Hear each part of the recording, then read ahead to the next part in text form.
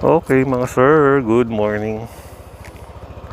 And medyo inabutan na kami ng liwanag, no? Pupunta kami ngayon ng Marilake. Ayan, gamit natin si site.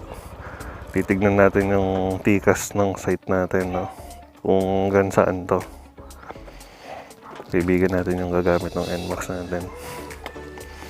Para ma-check na rin natin yung gas consumption. Ayan. Bali first time namin actually hindi pala first time, siya pala first time pupunta ng Marilake na nakamotor. Ayan, siguro ako second time ko pupunta ron ng weekend. Usually hindi ako nagpupunta ng weekends nun guys madami kasing tao. So ayan, let's go. Oops.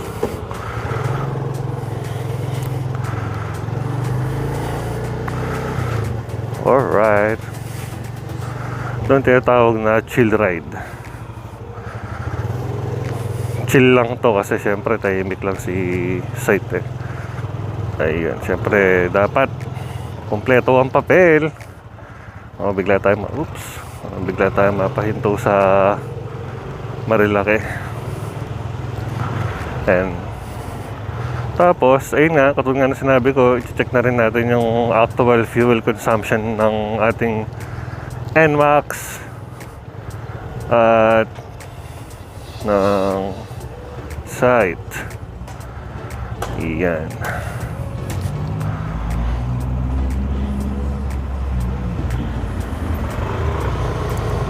Oh yeah.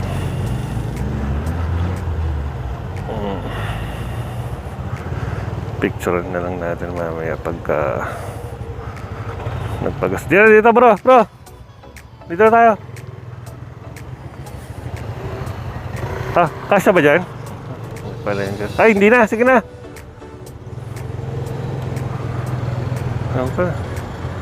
Okay.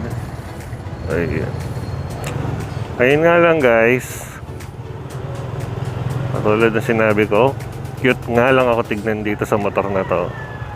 Pero kung ako tatanungin, okay lang naman. Dahil komportable naman ako.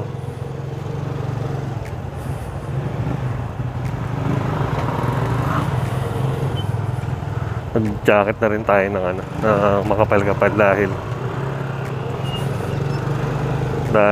alam ko malamig dun. Last time na nagpunta kami dun sa Marilake, grabe lamig. Yun nga lang, hindi na natin siguro maaabutan yung sea of clouds. Sayang. So paano guys, mamaya na lang ha. Okay yan, nakapagpa full tank na kami dito sa may Metro Commonwealth. At heading na kami guys sa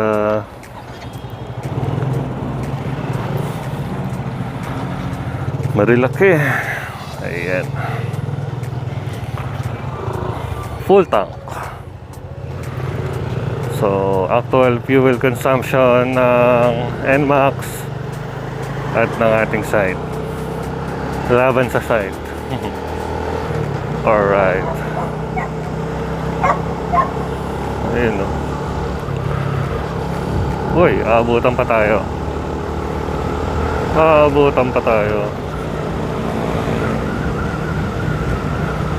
Ayun, nakalusot.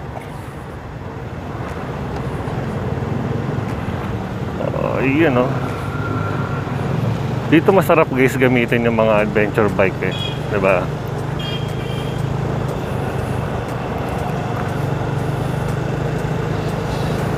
Hindi mo ramdam. Ito ramdam ko kasi manipis yung gulong.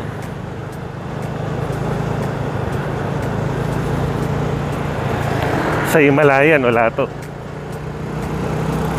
Kahit anong sira pa ng daan, kahit sirain nyo pa ng sirain,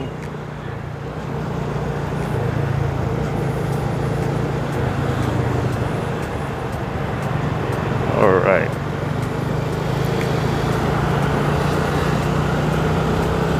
di ba? Parang ang ano lang, nag-chill ride lang ako dito sa motor na to eh. Oh. Para lang ako naglalaro dito. Ang gaang eh. Tapos yung shock niya, oh. Okay. Ang ganda ng play. Hindi mo na kailangan magpalit. Alright. Medyo malayo-layo pa yung tutumbukin natin, guys. Siyempre pagdating natin doon, kailangan dahan-dahan lang. Nga pala guys, sa mga nagpupunta ng Marilake, ayan, talaga mag-ingat kayo. Lalo na pag weekends. Grabe. Ang daming ang dami talagang disgrasya ang nangyayari.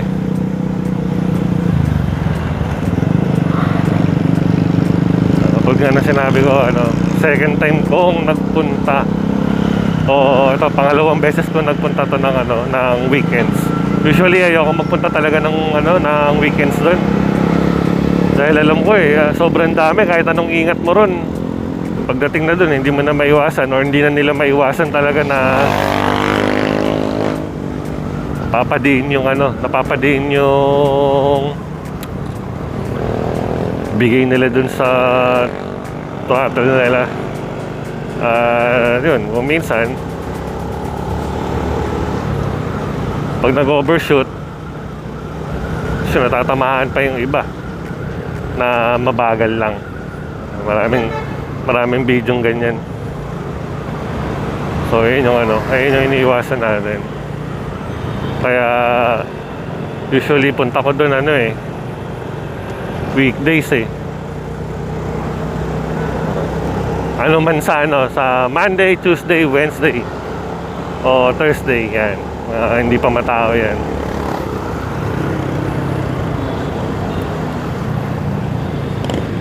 Syempre chill mode lang tayo sa pagdadrive palagi. Kaya yun. Pero masaya naman. Alam ko masaya din pumunta rin ng weekends kasi ang daming tao. Tapos may namimitik pa, di ba? May libre may libre photography ka pa. May pang may pang profile. Ayan, medyo maluwag-luwag pa rito sa parating to. At Saturday naman ngayon, I think maluwag naman talaga siya ngayon. So ayan guys, may video tayo rin sa sa Marilake. Kuha tayo ng mga 360 shots doon. So sige.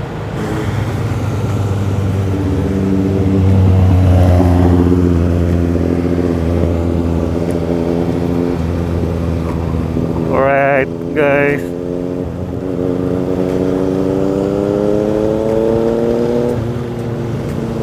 doon kami Marilake. Alright. Medyo medyo maulan. Kaya kailangan dahan-dahan. Pero as usual, dahan-dahan lang naman talaga tayo dapat nagde-drive. Yeah. At the same time, mabagal lang tong motor natin. So yun grabe. Humahataw.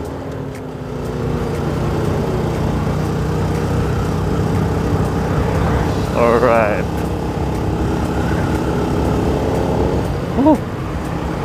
Sarap.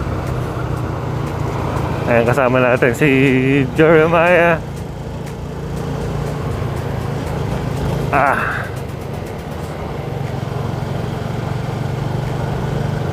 Alright.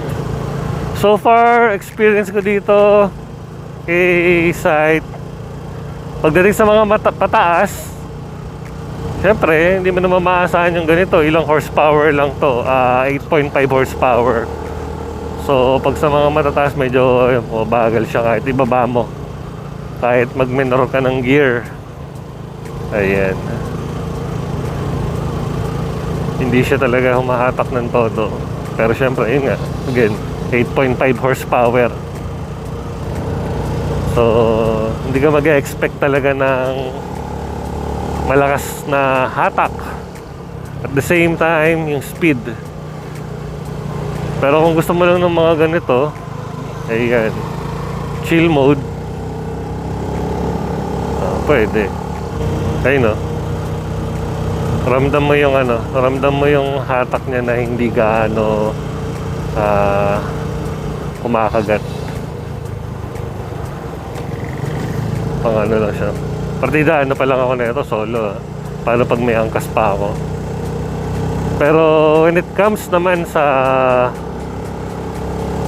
shock talaga, ayan, okay na okay eh.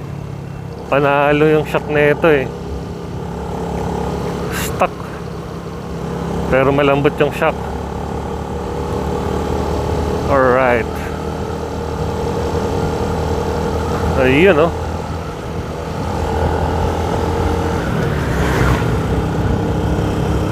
O, diba? Panalo.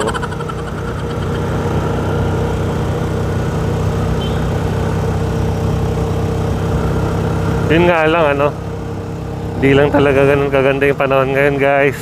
Mas masaya sana to kung maaraw eh.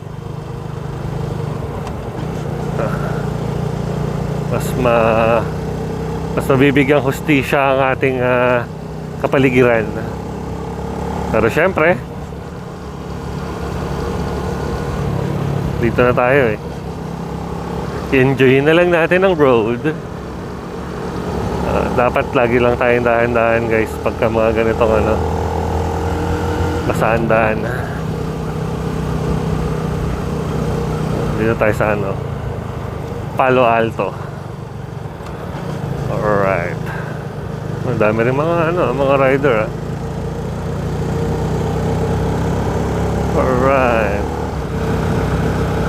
Oh, diba? Sarap pa rin magmotor kahit hindi tayo naka big bike.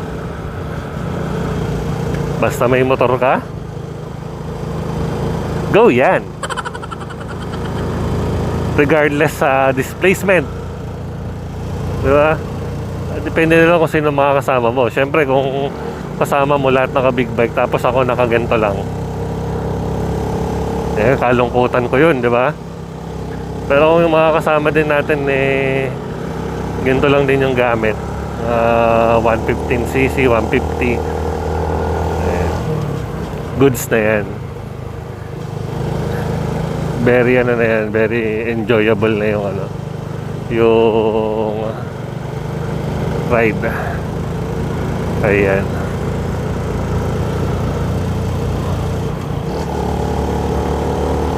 Alright.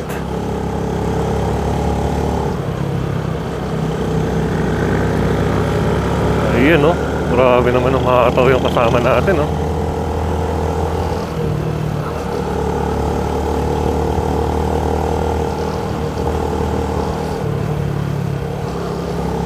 Hoy, it's the fog.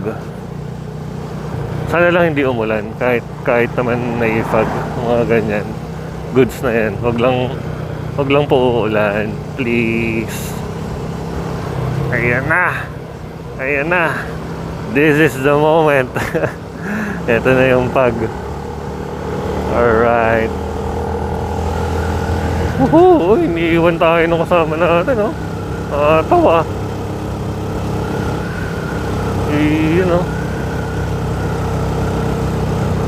Oh my.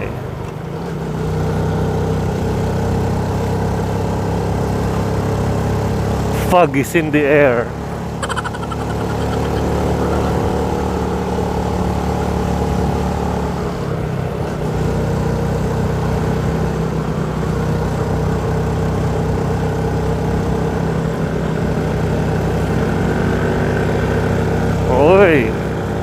Mahataw talaga. So para lang tayong para lang tayo naka-bike dito eh. Although syempre sa rektahan, sa straight na daan, mahataw naman. Wag lang yung mga ganitong tumataas-taas yung daanan. Yun, nahirapan siya. Tapos ang bigat ko pa, 85 kilos, di ba? Buti sana kung nagdadrive lang nito, 40 kilos eh, o 45 eh. Hataw to. So yun, wala na. Alright.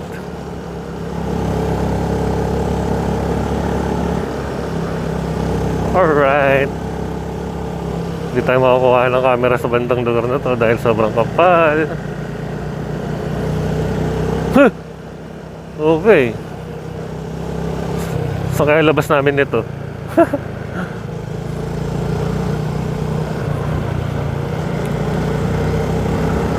Yes.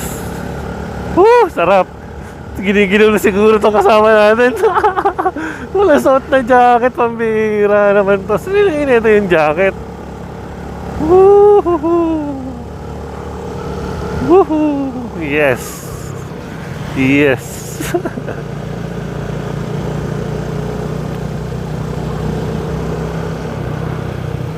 Hamog-hamog. Grabe yan.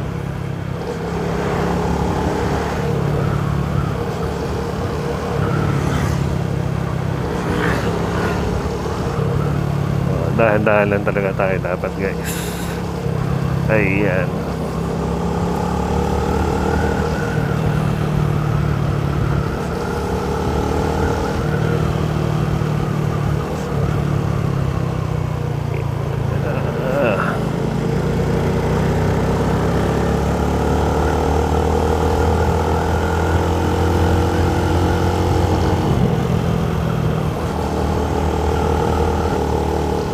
Nakikita ko yung yung view. Ayan, di pa naman siya natatakpan ng uy, maambon na. Yan sinasabi ko. Uy, dito nawala na. Wala na yung wala na yung fog. Yun nga lang basa-basa ng ulan. Ayan, hindi ko alam kung saan kami pupunta. Pero kung siguro abutan ng gutom.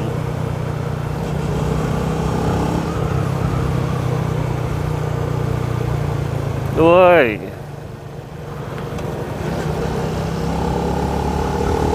Siguro hindi muna kami dito.